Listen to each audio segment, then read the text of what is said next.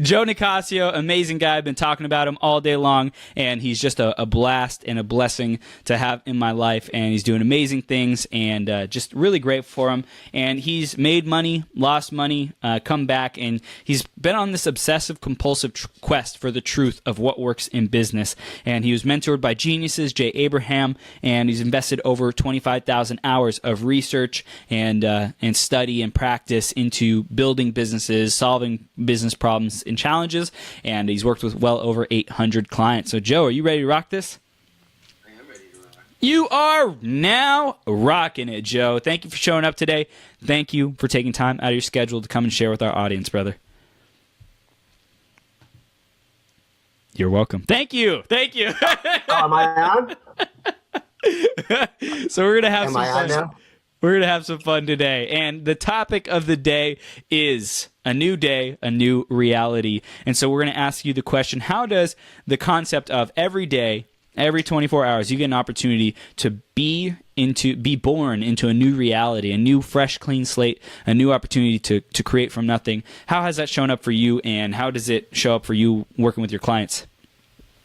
Well, it's funny, being the digital nomad, every day is a little bit, you stay a week in Santa Barbara, and then you spend a week in Tustin, and you spend a week in, Anaheim. I'm in Anaheim now. Next week it's Dana Point, actually starting tomorrow. And, I think that it's important, if you wake up in the same bed every day and you've got the same furniture around you, and it's been that way for the last 5, 10, 15 years, your energy can stagnate. And so there's like a really, my life has been interesting since I've been on this thing for the digital nomad, where I do wake up and every day is fresh. And, when you travel, you get fresh perspectives. You meet new people. Like the place I'm staying in right now. The owner is very interested in the work I do. He wants to get his business going, and, he's got a lot of reasons why he doesn't, but he's referring business. He's got a brother he wants me to go to. So, just by being in this environment, I would have not met him otherwise. Wow. That's powerful, man. So you get exposed to new opportunities, and especially with being a digital nomad, there's new environments, new opportunities, and you allow like your energy, spirit, God, to kind of guide you on that next path. And it's just opportunity after opportunity. One of the biggest things is, like you said, if you're in the same room every day, just locked up in your room or working away at the computer, there's only so much that the universe can do to bring people to you. But when you're out in the world, especially in a place like LA or New York or some densely populated area, you never know who you're going to run into. Yeah, when I was living in Rancho Cucamonga, I grew up in that area. It was kind of disconnected from. We lived up on a hill where you couldn't just walk to the store or something. You had to take a car to go to the store. Then I moved to Long Beach, the international city, and you're meeting people from all kinds of different countries. There's a port, there's an airport, there's, when I was living on Pine Avenue, it was really amazing because I could just walk out of my apartment and walk to 100 different restaurants. I could walk to a hockey game. Wow. I could walk to a convention center. I could, and I became very metropolitanized. You can use that. I think that's a word, right? Yep. Metropolitanized. Yep. So, so when you live in that stagnant environment, then a lot of things changed, and I ended up, I did a long stint in Upland. A family kind of took me out that way, but it kind of turned into kind of a stagnant path, and I was there for a while. And how long were you there for? Probably about 7 years. Wow, man. Yeah. So I don't know where we were going with that, but different environments give you different opportunities, and it's like, I'm in this phase now where, some things happened to me that were unpredictable, and I ended up, like, where the hell do I belong now? And that's what kind of set me down this path of, at first it was like, almost like I'm a guy that's got money without a home. It's like, I can go rent a place, I could go get a place, but it's like, I'm not feeling it, you know? It And was like, it was like weird. Like, what do you do now that you're like successful I financially? had plans. I was on rails. Those Yeah. plans exploded. So all of a sudden, like, what the hell do I do? You know, and I started getting on the internet and I started shopping.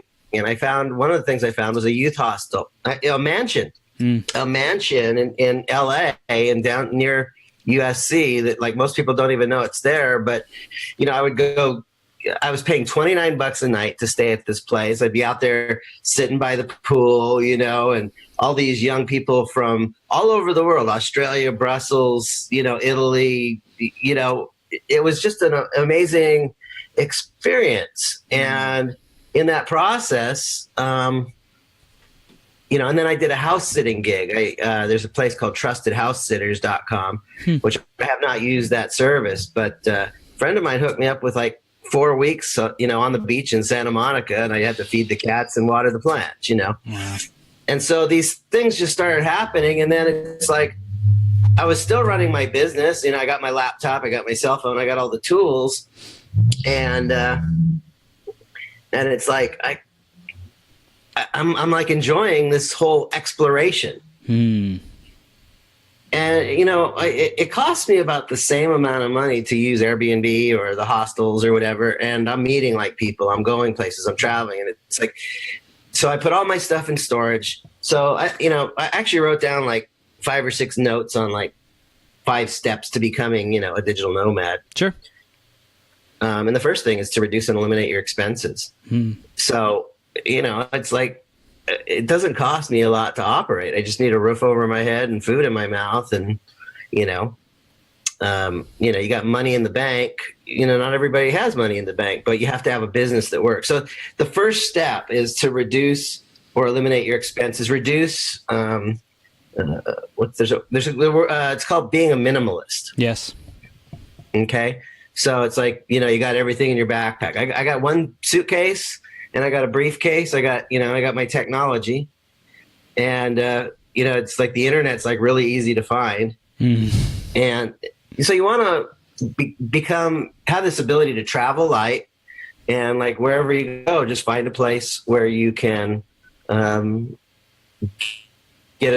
a safe meal and, you know, safe place to sleep and, you know, healthy food. And, it's become kind of this fun adventure for me. It's, you know, I'm not going to be doing this forever, but I'm 56 and I'm like, you know, it's not vacation, but it has some of the feelings and advantages of vacation. You know, it's, you know how like you're in your city and then you jump on a plane and you go somewhere else and you see different things. You know, I mean, I'm going to the place, not to party or to play. I still run my business. I keep my coaching appointments.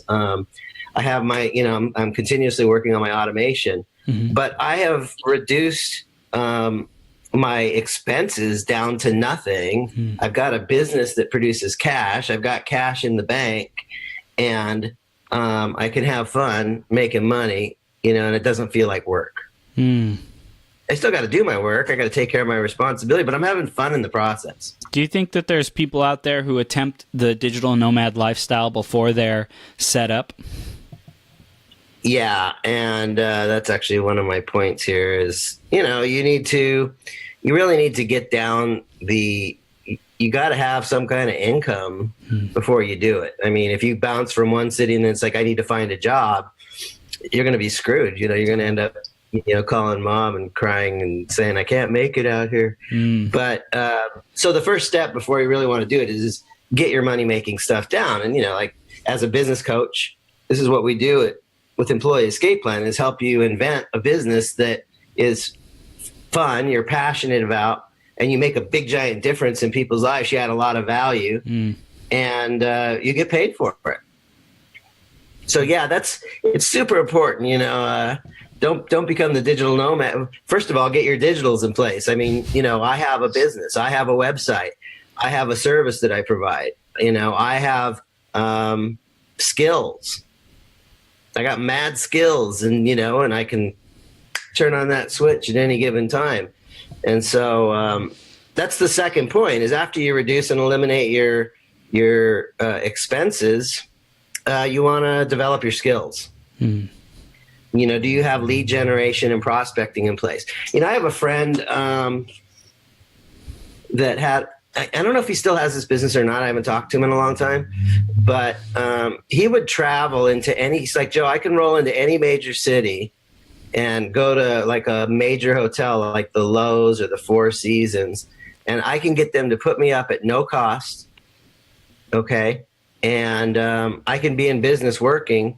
I find the gym, I get my workout in, and I go talk to the hotel banquet manager. And what they did is they put together these wedding books.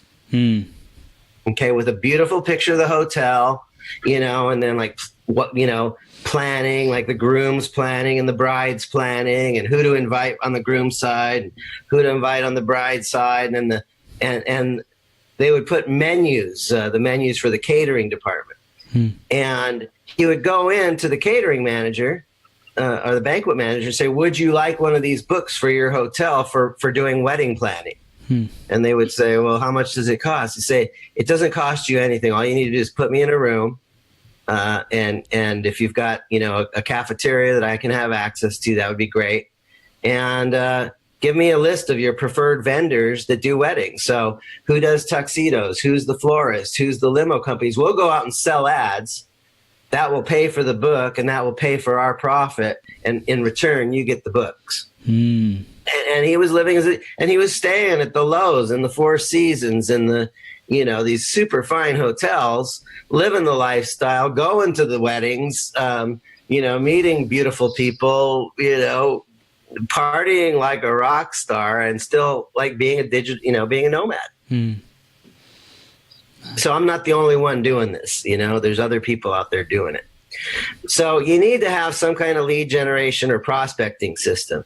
And then you also need to know how to use, things like Zoom or Skype.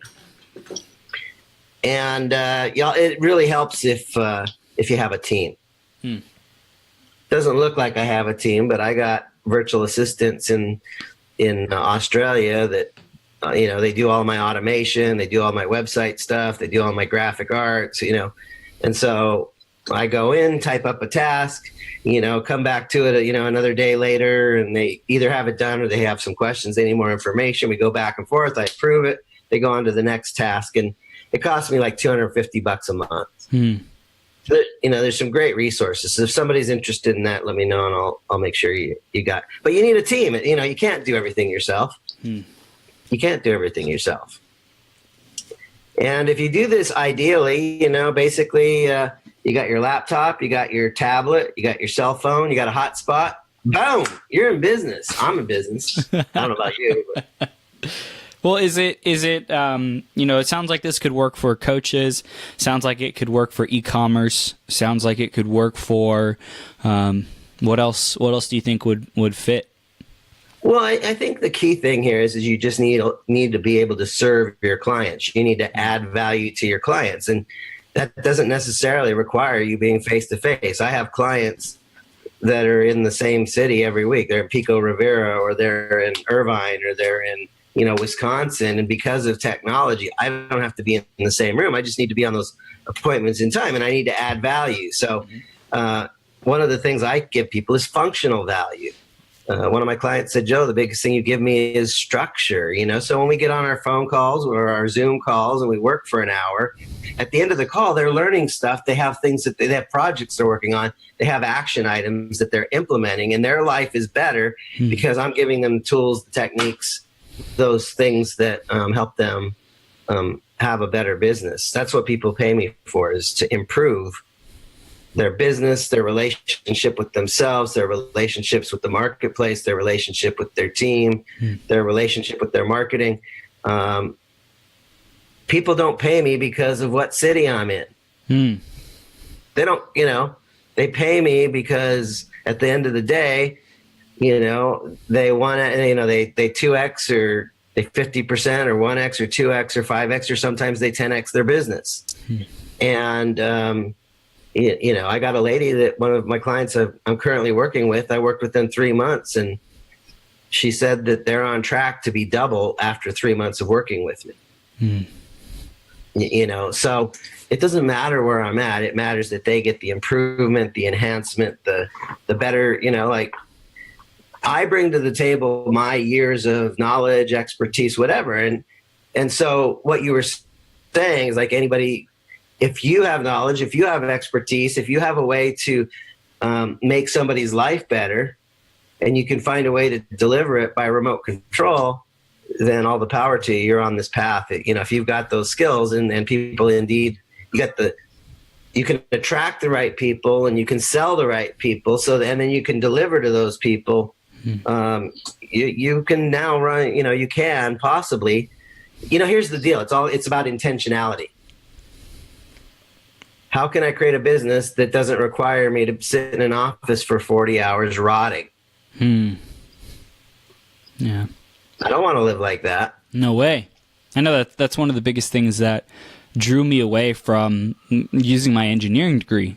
Got a degree, but I was like, I don't want to sit in an office. I don't want, like, the cubicle. Yuck, And right. I think Four walls. Yeah, exactly. I think that there's something to say about the abilities for teams to meet in a centralized location in an office, and that could be somewhere down the road. So for everyone who's building a team, maybe a digital nomad lifestyle of, if you need local teams and you find value in that, you get synergy in that, you're at a point where your business is big enough, then that works. And if you're starting off, you're a 1, 2, or 3 man team, then there's more room for that flexibility to be able to travel. And I think the biggest thing that we're sharing here is to live a life on your own terms, to have that freedom to actually give yourself the shot of seeing what the world is like. There's so many cultures, there's so many experiences. Like, imagine, Joe, like, you've lived in the United States your entire life, correct? Yep. What would it be like to take this ability to be a digital nomad and go to Europe and travel around and I want to do that. I'm a little bit anchored to California right now. Right. I can still, jump up and down for a little bit. I can go up to Seattle if I want to, or Arizona. But I'm in a medical treatment program right now. It's something that's. I'm just saying, for example. So I have to stay on a protocol, but it's only for a few months. But yeah, that's the plans. I want to actually drive around the country. I want to drive up to San Francisco and stay up there for a week or two. Yeah. And then maybe, I got Santa Barbara for, for about a week up in the beginning of March. And then I've got San Diego the next week. Nice. And, that's the whole plan, is to, bounce up to maybe Santa Barbara, and then maybe, stay there for a week and go up to maybe San Jose or, Santa Clara for a week, and then maybe go up to Portland. I want to tour the country. Yeah. And I can. Yeah. And I will. Mm-hmm. And so it is. Yes, it is. Absolutely. So but that's actually the third point, is in order to make this thing work, you need to think about destination. And what destinations serve you. I mean, you're a seminar junkie. You've been to a lot of seminars, and we typically stay in hotels when we do that, or if we can find a friends to stay at, we do that, but things like this. So there's some resources. Airbnb is amazing. You can go in and say, this is my budget. And then you can see a picture on the map and go to a certain city, and you can see the little dots of how much this room is or that room. And it's way cheaper than hotels. It's an option. It's a different way of playing the game. Yeah. Another place is Hostel World, Hostel. There's places that you can say for, 15, 20, 25, 30, $35 a night. And again, you end up meeting people from all over the world. And then another thing that you want to think of is shared workspace. So, okay, I'm going to go into this city, so I would actually like to meet with people. Is there a place where I can get a meeting room for a couple hours? And there's an app that's really cool for this. It's called Liquid Space. LIQUIDSPACE. And you just plug in a zip code, and it shows you like what kind of offices are for rent for, by the hour or by the day. And if you do need to do meetings, you can plug into some pretty professional workspaces. So destination is a big part of this. And look, I'm going to Entreport boot camp in the beginning of March. Hey, that's important training for me. I got a suitcase, I got my briefcase, and I got my Airbnb, and I already got somebody up there said, if next time you come up here, I'll give you a discount. And come stay with me. So where would you like to travel, Chris? Where I would like to travel, I really am excited to go to Europe. I'm committed to going to Europe. I'm committed to seeing other countries, man. Like there's something about the United States that I think living here my entire life has limited my perspective, my flexibility, my respect, my value on my freedom, my value of running water, my value of all these things. I've been to Mexico a couple times to, visit and build homes for the families in need down there. But just seeing more perspectives, whether it's wealthy, awesome areas in Tokyo with super high technology, epic, Australia, beautiful land, awesome people, and maybe even lower quality stuff like Thailand and certain parts of that area that isn't so well off or developed, or just there's a really big contrast between what I'm used to and that kind of tranquilized obviousness that I see this stuff all the time. I see our reality and, okay, the economy's doing well and, all this kind of stuff. But when I go to other countries, it snaps me to be present and be grateful and to really acknowledge and value what I got. Yeah, changing your scenery heightens your senses. Yes. But, one of the things I think that's really critical when you're in this digital nomad space is to just be resourceful. Stuff comes up, you got to learn to be flexible and flow with things. Sometimes the description on the Airbnb isn't exactly what you thought you were going to get versus what you get, but you flow with it, have fun with it. That's what I'm doing. I'm having a sense of adventure. Yeah. And one of the things you want to think about, this is kind of my fourth bullet point, is to set goals. Like actually create a plan and create a plan A, and it's a good idea to maybe even have a plan B and a plan C. And this comes into that financial thing that you were talking about. It's like, how will you support yourself? And this is why it's so important, self-reliance through entrepreneurship, having a business that works, having a business that, brings you, $5 or $7 or $10 or $12 or $15,000 a month. You can have the latitude to travel. And, my business does produce, a steady stream of income, and, and I'm growing it. Whatever level you're at, there's another level. Yep. I'm at a level, you're at a level, and if you're at a level and you think it's a good level, I'm going to challenge you to go to the next level. But how will you support yourself? How will you bring in income? How will you, are you going to eat out in restaurants all the time? Or are you going to like grab some food and put it in the refrigerator and cook once in a while? It's one of the things, it's like first thing you do when you get into a new area is you get a little bit of food and get some snacks so that, you're always nourished but you need to support yourself, not just financially, but nutritionally, spiritually, physically. One of the things. Good. Yeah, go ahead. I was going to say, do you think that productivity increases when you travel to new places, or do you think more people would get distracted? And I'm sure there's a balance of both. Like if people go to a new area, they're like, "Ooh, I want to go explore," and then they stop. They don't focus on the business as much and doing the necessary activities. Good. Yeah, you bright shiny object people. Yeah, I have an incredible ability to focus. I have if I need to hunker down and get something done, I do have the ability to do that. Yeah. If you don't have that discipline, if you got like one of the things is like I woke up this morning and I had my appointments on Monday morning. I had 5 appointments. Mm-hmm. So I knew that, I had to be on those appointments because those are the people that pay me. Mm-hmm.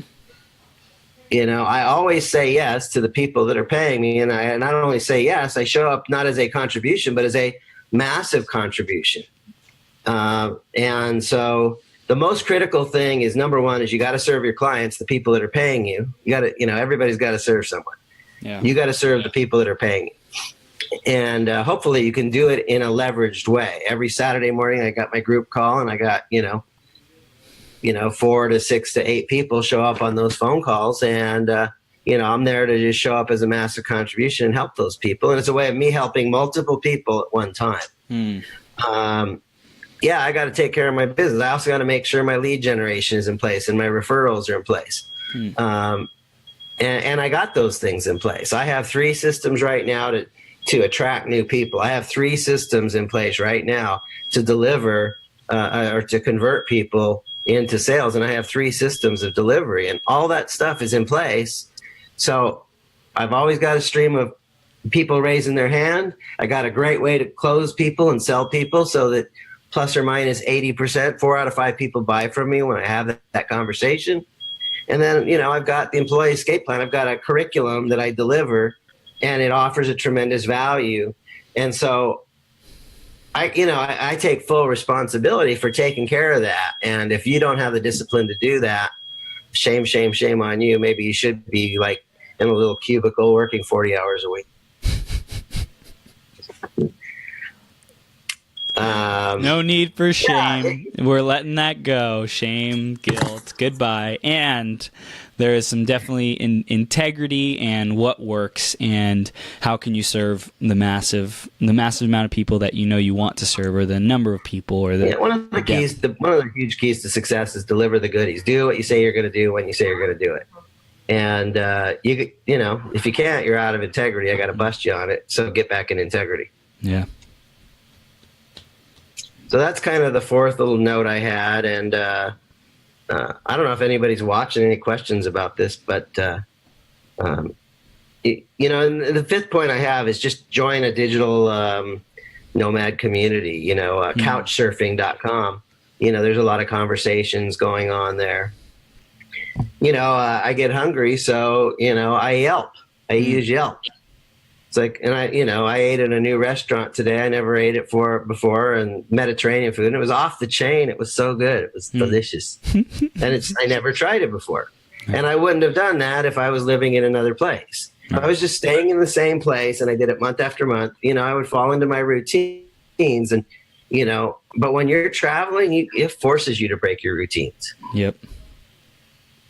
And you have to adapt and adopt, and it makes you, in my case, I feel like it's made me a lot more flexible. And yeah.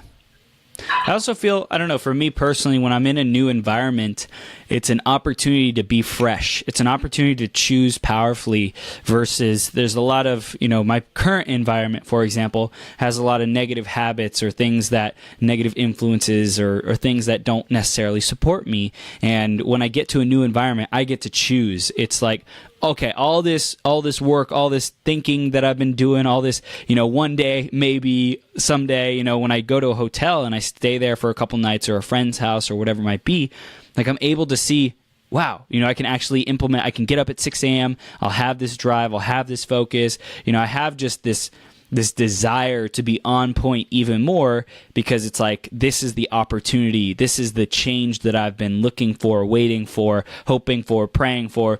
Here it is, new environment, new brain triggers, it's like, it's exciting. Fresh environment is like stimulating to our minds, to our capacity. Yeah, like, it creates heightened awareness. Yeah.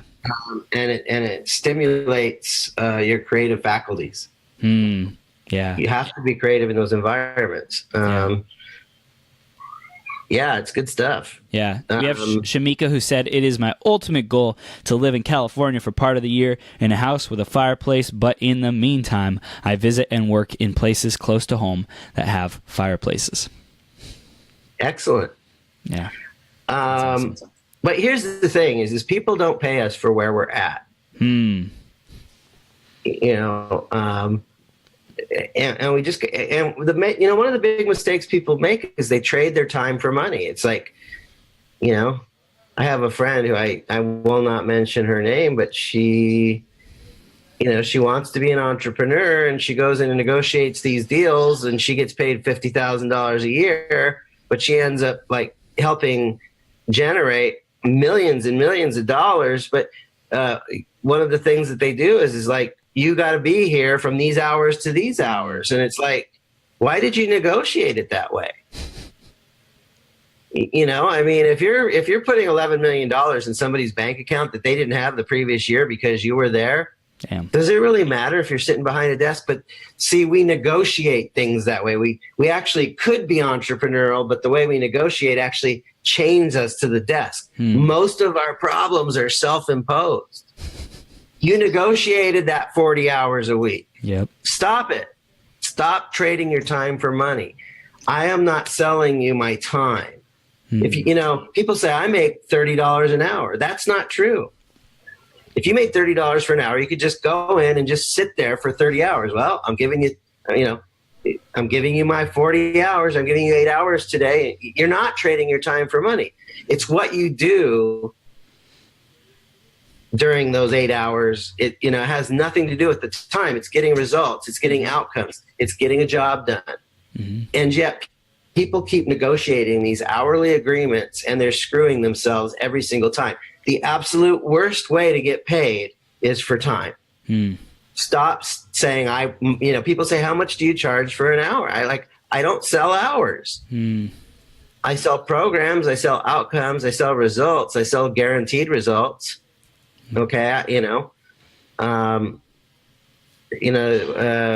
coach Taki just put a video out this last week, and he said, if I could take my finger and put it on your forehead and like instantly double your income, would you want to do that? It's like, well, yeah. But the problem is I don't offer that program. I have a program now. If you work with me for a year, you will double your income. Now, if I could do it, it would be more valuable to like get an instant result. And yet people want to know, like, well, how many hours am I going to see you? How many meetings are we going to have? How many sessions are we going to have? I want more of your time. I want more. Give me more hours. But do you really want more hours, or do you want the outcome? I want the outcome. Yeah. And so part of the deal is just like getting a new relationship with, selling value. What is value? It's making people's lives better. Maybe it's price value. When you spend money with me, you get a better deal than you do somewhere else. Maybe it's convenience value. Like there's a cost of doing business with me. There's a cost of not doing business with me. Now you could go through 30 years of hardship like I did. You could go through, falling face down in the mud. You can be, go through the stuff I went through when I was down, and people kicked me when I was down, but I learned powerful lessons there. Okay.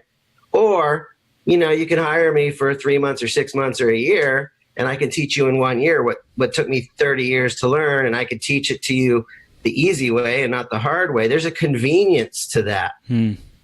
That's a shortcut. You don't have to go through what I went through. There's also like a design value. I think a lot of people are doing things by the seat of their pants. They're doing things, they're hustling, but they don't have the structure. And like, if I could show you a way to design your time better and design the way you do things better, not if I design it. It doesn't matter if I design it or you, but you end up with, a business by design instead of by default. If I could help you orchestrate that or organize that or cultivate that, then a better design is better than the school of hard knocks, which leads you with all these structural cracks.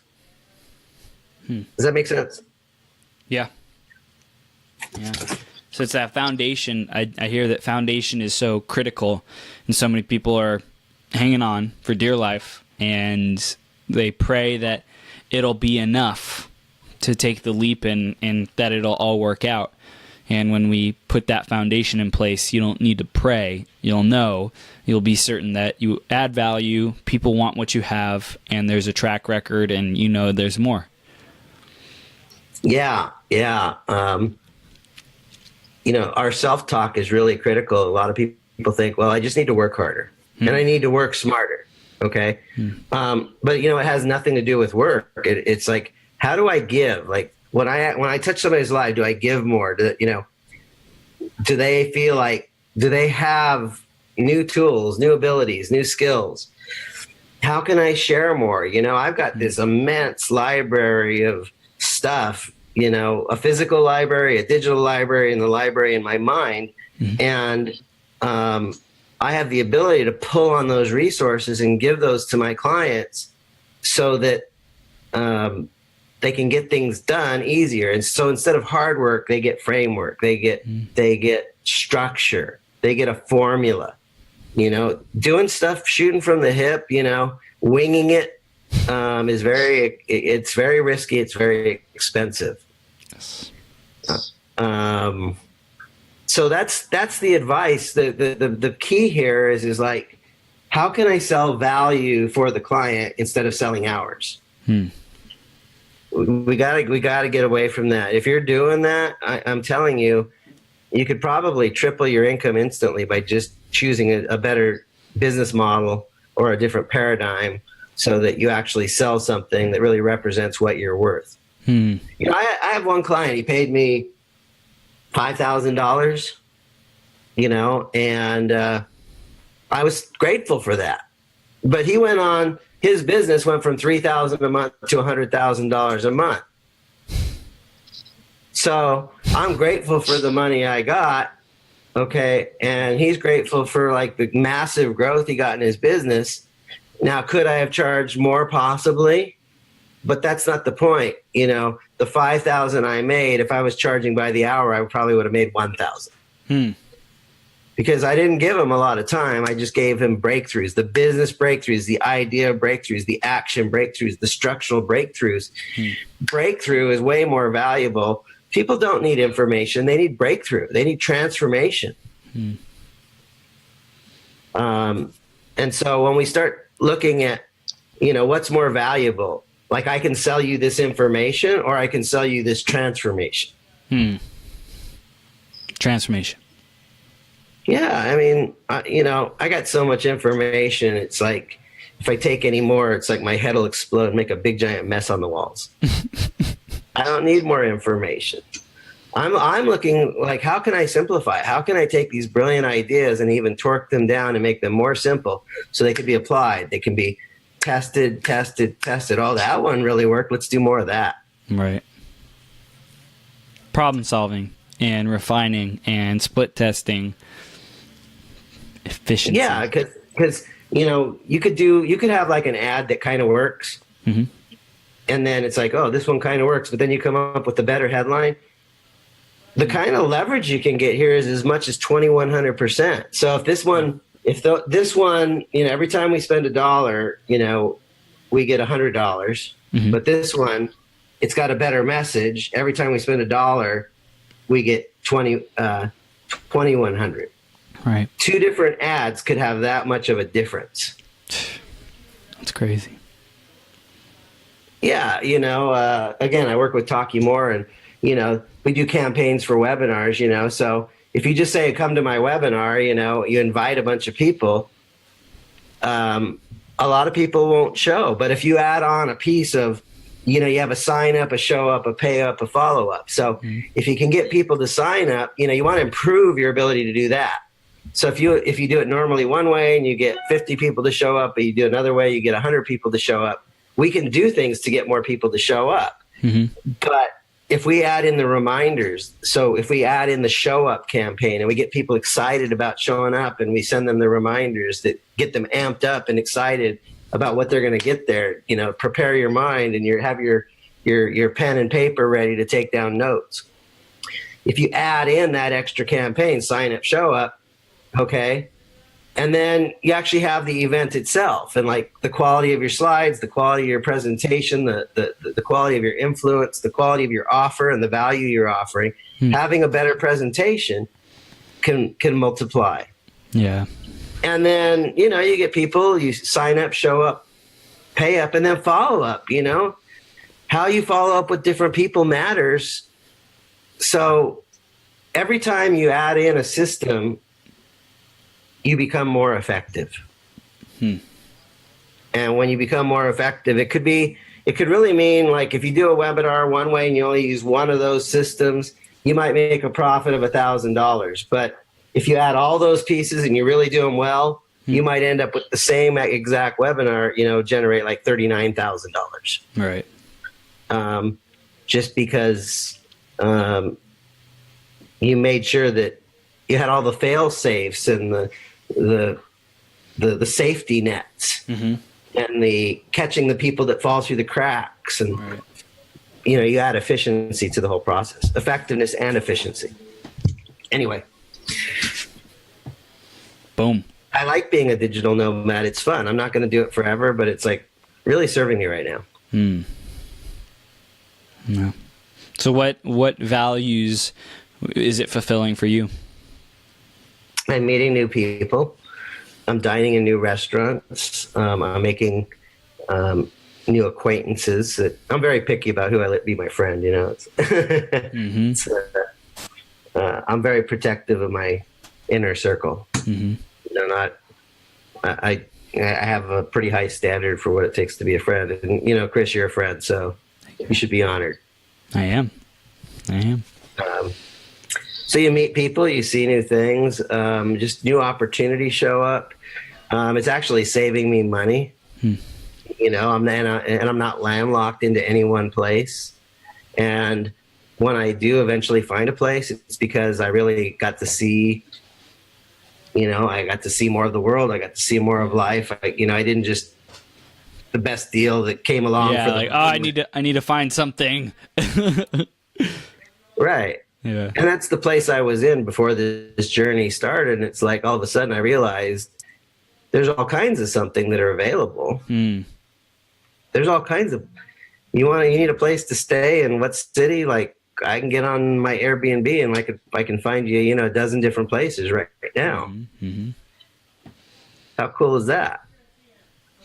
So I think another one of the advantages here is it cracks open our mind to see that there's more abundance in terms of housing, in terms of communities, in terms of business opportunities. When I was in Valencia, I visited the Chamber of Commerce and met those people down there and went to, a couple of their events. It's just, you just meet people you would never, ever, ever have met unless, otherwise by just being landlocked to a fixed location. And driving to an event and going home is not the same thing as going to a city and owning that city for, 5 or 10 or 15 days. All right. So I'm curious, what is, I've been hearing from people recently, like Gary Vaynerchuk, who says, if you're in your 20s, take that leap and go try new things, go travel, go, don't be locked into something, go explore, go try different things. So how does that factor into, going out just like on a shoestring, leap of faith, figure it out, like survive while you're young kind of thing, while you have the resilience and the ability to just rough it, and creating a digital nomad lifestyle? I don't understand the question. So the question is what's the difference? What's your perspective on the difference between being someone who just go for it? And yeah. Well, the difference is like, I got an income. I'm traveling and I got an income so I can cover my expenses. If you're throwing on a backpack and throwing all, whatever to the wind, I don't, what's the phrase? Caution to the wind. Yeah, throwing all caution to the wind. You can do it and you can figure it out. I think it's just a whole lot better if you can figure out the money thing before you start traveling than to hit the road and say, what the hell am I going to do about this money thing? That's powerful. So like while we still have a foundation, put something in place where you can have the finances available. Yeah. I mean, you need to create a business model that you can say, okay, what can I do to make $10 or $15 or $20,000 a month or more? And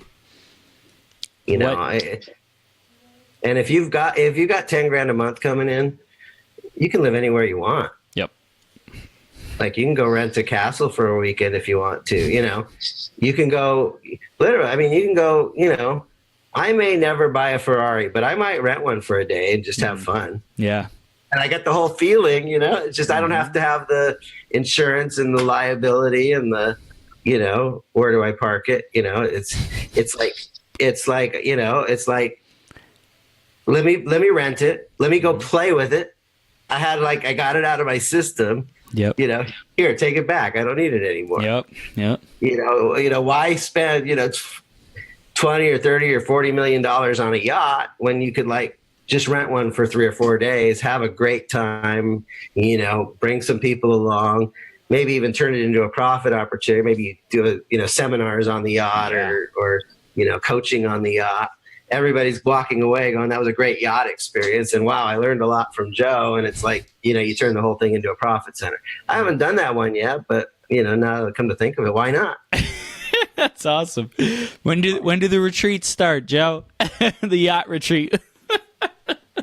Well, one of the things I really like about what I do is I sell one thing. I sell my coaching. I sell my expertise. I sell my ability to say, okay, Chris, what are you doing in your business? What's working? What's not working? If we could fix a couple things, or if we could make a couple things better, and then we just get in, it's like we put our minds and we engineer the aha experience. Okay. And then you get the breakthrough, it's just great that I've got this skill set to do it. So I do one thing and I do it super well. Could I do it on a yacht? I could do it anywhere. Can I do it on a yacht? Can I do it with my hair? Can I do it anywhere? Eggs and ham. Yes. Eggs and ham. Real quick, Katie, what's up, Katie? Joseph, Dominic, Nicassio, Chris Burns together at once. Yeah. Katie Lasky. Rocking it. Rocking it. Love bomb. Love bombing it. Love bomb. You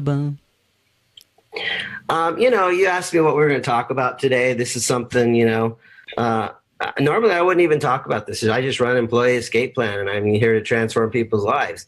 I just happen to be doing it in a way that gives me a huge amount of freedom. I have freedom. I have freedom. And, it's it feels really good. Yeah. And I want more people to have freedom. If I can help you do that, reach out. But I have freedom, and you can too. And I was never anticipating in being in this space, but now that I'm in it, I'm having fun with it. So have more fun. Ride the wave. I actually believe that if you have more fun in a responsible way, your income will increase. Oh, yeah. Because you're raising your energy, your vibration. You attract better opportunities and circumstances. That's right. Absolutely. So I'm noticing the time. Where do we go from here, Chris? Recap, final takeaways, and what do you want people to do next? Well, the recap is, 5 steps to being a nomad is, eliminate your expenses, lower your expenses, be a minimalist, develop the skills you need to hit the road. Figure out what destinations you want to hit, and, plan your destination strategically. Set some goals and have a plan A, a plan B, a plan C, and then ask yourself, how will I support myself on this journey? And then, start reaching out to other people that are digital nomads, find out what they're doing. That's the recap. The big takeaway, I think, for everybody is you don't have to play the 9-to-5 rat race. You don't have to play by everyone else's rules. You can invent and create your own lifestyle. And, and I've created this business that allows me to have this lifestyle. I created the business and I did do it in order to have freedom. I wasn't planning on being a digital nomad, but now I'm in this space. It's why not? Let's have fun with it. I'm meeting cool people. I'm running my business. I'm getting results. I've actually seen an increase in my income. Yep. Of course, I've been doing other things, but I think it all synergistic. They all support each other. Yeah. Absolutely. And I think it's improved my energy too. I believe it. Yes. So, Joe, what do people do next? Next step is, if you want to build a business by design, you want to build a business to meet your future lifestyle, reach out. Go to Employee Escape Plan. Let me buy you an hour of my time. At the very top of the page is a button that says schedule an appointment. Click on that button, get onto my calendar. Let's have a conversation.